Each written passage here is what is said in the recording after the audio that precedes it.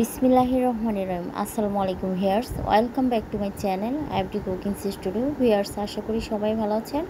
আমার আজকের রেসিপি হচ্ছে চিকেন পরোটা। কতটা সহজ সুন্দরভাবে তৈরি করেছি তা ভিডিও দেখলেই বুঝতে পারবেন। আর দেখুন কতটা নরম হয়েছে, ধরলেই ভেঙে যাচ্ছে।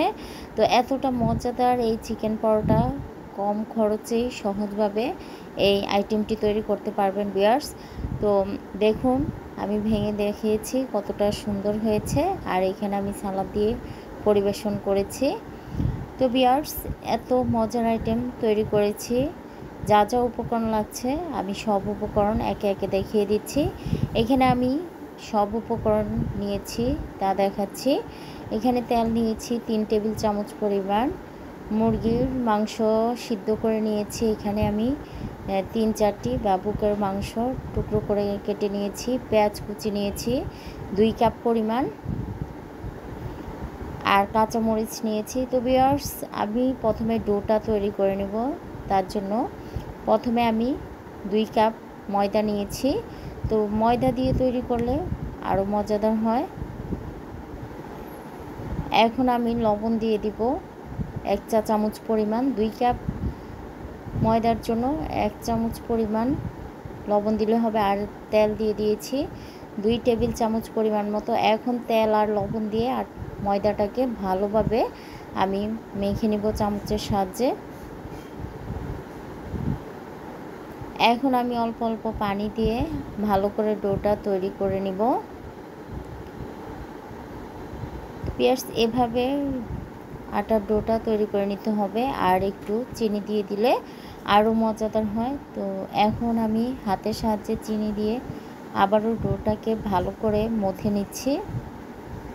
তো দেখুন ভিউয়ার্স, ভালো করে 3-4 মিনিট মথে নিলেই হবে। কতটা ভালোভাবে হয়ে গেছে।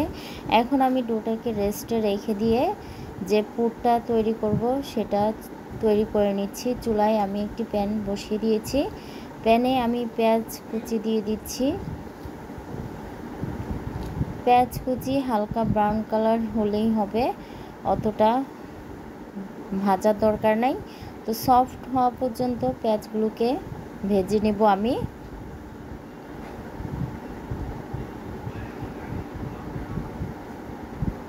তিন চার মিনিট নেড়েচেড়ে ভেজে নিলেই হবে। এখন আমি যে মুরগির মাংস সিদ্ধ করে নিয়েছি, আপনারা চাইলে সিদ্ধ না করে মুরগির মাংস এভাবে কাঁচাও দিতে পারেন। তো ভিউয়ার্স, ভালো করে নেড়েচেড়ে আমি ভেজে নিচ্ছি। এখন আমি আদা রসুন বাটা দিয়ে দিচ্ছি। পেঁয়াজ আদা রসুন একসাথে ব্লেন্ড করে নিয়েছিলাম, 2 টেবিল চামচ পরিমাণ দিয়ে দিয়েছি। তো আমি পুরটা তৈরির সময় না দেখালেও পারতাম, আপনাদের সহজ হওয়ার জন্য আমি পুরটা কীভাবে তৈরি করেছি সেটাও দেখিয়ে দিচ্ছি। এখন আবারও মশলাগুলোকে নেড়েচেড়ে ভেজে নিব, যেহেতু কাঁচা মশলার গন্ধটা একটু যাওয়ার জন্য আমি 3-4 মিনিট ভেজে নেব। আর দিয়ে দিয়েছি সিদ্ধ করে রাখা যে মুরগির মাংসগুলো, সেগুলোকে ঝুরি করে নিয়েছি, নিয়ে আমি দিয়ে দিলাম।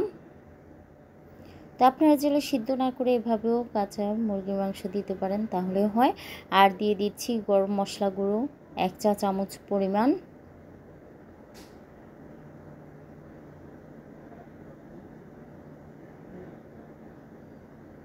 এখন দিয়ে দিচ্ছি লবণ 1/2 চা চামচ পরিমাণ, চিনি 1 চা চামচ পরিমাণ। তো আপনারা অবশ্যই ট্রাই করবেন চিনি দেওয়ার জন্য, তাহলে মিষ্টি মিষ্টি ভালোই লাগবে পুরটা। আর যদি পারেন একটু গোলমরিচের গুঁড়া দিয়ে দিতে, তাহলে আরও ভালো হবে। আর দিয়ে দিচ্ছি আমি এখানে হলুদ গুঁড়ো 1 চা চামচ পরিমাণ, কাঁচামরিচ কুচি 5-6টি দিয়ে দিয়েছি। যেহেতু চিনি দিয়েছি, মিষ্টি আর ঝালের কম্বিনেশনে কিন্তু পুরটা অবশ্যই অনেক মজাদার হবে। এখন আমি নেড়েচেড়ে 5-6 মিনিট একটু ব্রাউন কালার হওয়া পর্যন্ত ভেজে নেব। চুলার আঁচটা কিন্তু মিডিয়াম আঁচে রেখে আমি নেড়েচেড়ে ভেজে নেব। তো ভিউয়ার্স, পুরটা কিন্তু নেড়েচেড়েই ভেজে নিতে হবে, না হয় লেগে যাবে অপর পাশ কাঁচা থাকবে, তাই ভালো করে নেড়েচেড়ে ভেজে নিতে হবে। দেখুন 5-6 মিনিট ভাজার পর কালারটা চেঞ্জ হয়ে গিয়েছে, পারফেক্ট পুর তৈরি হয়ে গিয়েছে ভিউয়ার্স। এখন আমার পুরটা সম্পূর্ণ হয়ে গিয়েছে, আমি নামিয়ে নিয়েছি। এখন আমি আবারও ফিরে আসলাম যে রেস্টে রেখে দেওয়ার ডোটা সেটা দেখাচ্ছি। এখন আমি এই ডো থেকে অল্প একটু আটা নিয়ে নিব, নিয়ে একটু তেল দিয়ে আমি রুটি বেলে নেব।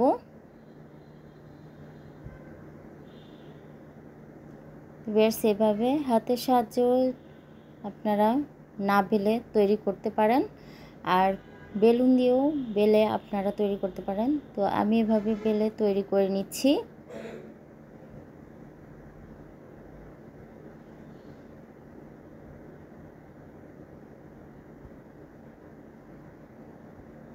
তো আমি আমার মতো তৈরি করে দেখিয়েছি।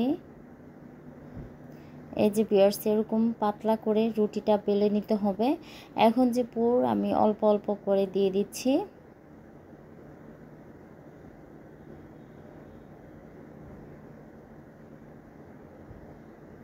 দিয়ে রুটির পুরো সব জায়গায় ভালোভাবে দিয়ে দিব।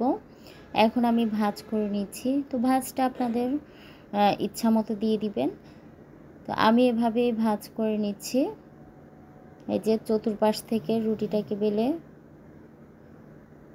সুন্দর করে ভাঁজ করে নিয়েছি। তো বেশ এখন উল্টে আবারও একটু বেলে নিব, তাহলে রুটিটা মাঝখানের অংশটা পাতলা হবে, ভাজাটাও সুন্দর হবে।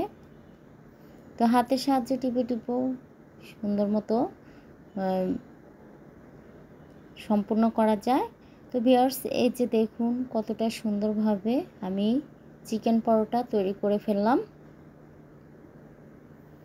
তো দেখলেন, এভাবে যদি বাচ্চাদেরকে সহজে নাস্তা তৈরি করে দিতে পারেন, বাচ্চারা তো চেটে পিটে খাবে, খুবই মজা পাবে। এখন আমি আরেকটা চিকেন পরোটা তৈরি করে নিচ্ছি।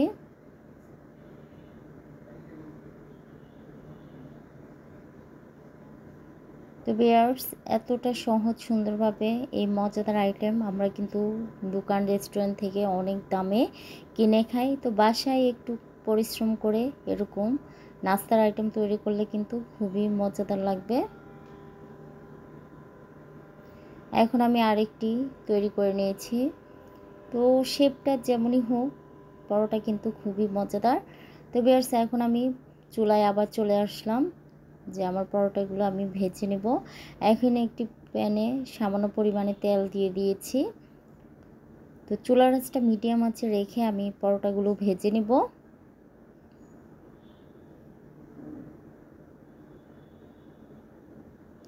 তিন চার মিনিট হলেই এক পাশ ভাজা হয়ে যাবে।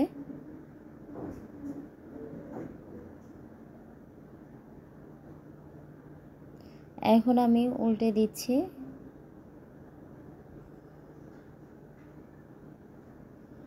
তো ভিউয়ার্স, দেখুন অনেক সফট হয়েছে এই পরোটাটা। তো আমি আজকে সহজ ওয়েতে তৈরি করেছি যেন আপনাদের বুঝতে সুবিধা হয়, আর এরকম সহজভাবে নাস্তা তৈরি করলে কিন্তু বাচ্চারাও খাবে।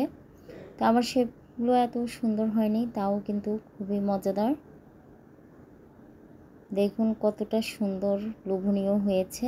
এরকম পুরা পুরা ভাজা করে আমি পরোটাগুলো ভেজে নেব।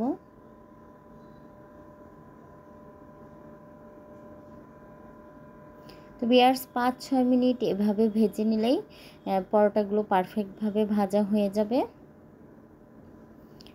এখন আমি নামিয়ে নিব চুলা থেকে। তো দেখলেন কতটা সহজ সুন্দরভাবে এই পরোটাগুলো আমি তৈরি করে ফেলেছি। এরকম পুরা পুরা ভেজে আপনারা এই চিকেন পরোটাগুলো তৈরি করতে পারেন। তো ভিউয়ার্স, এই যে আমার পরোটাগুলো ভাজা হয়ে গিয়েছে, আপনাদেরকে পরিবেশন করে দেখাচ্ছি। দেখুন কতটা সুন্দর হয়েছে। তো ঘরোয়াভাবে পরোটাগুলো খুবই মজাদার হয়েছে সহজভাবে, তাই আপনাদের সাথে আমি এই রেসিপিটা শেয়ার করেছি ভিউয়ার্স। এতটা মজাদার এই পরোটাগুলো। অবশ্যই আপনারা বাসায় ট্রাই করে দেখবেন আর কমেন্টে জানাবেন যে কেমন হয়েছে আমার এই চিকেন পরোটা রেসিপি। তো ভিউয়ার্স, ভালো থাকবেন সবাই, দোয়া করবেন আমার জন্য।